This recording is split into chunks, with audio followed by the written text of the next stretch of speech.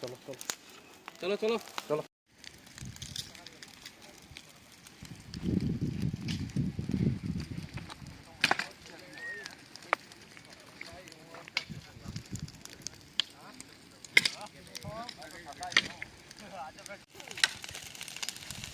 आज हो जाएगा कि नाइट होल्ड करेगा इधर? आग लगा के आएगा अभी। अरे वो पानी में आग लगा दे वो तो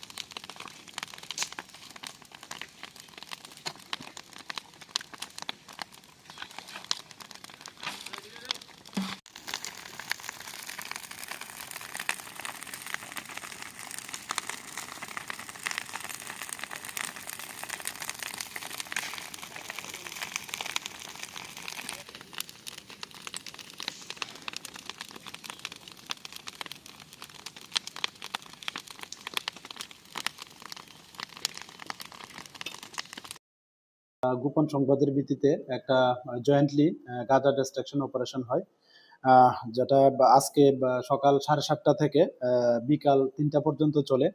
এবং এটা হয়েছে জুলাইবাড়ি, ময়নামা, খেদাবাড়ি এরিয়াতে।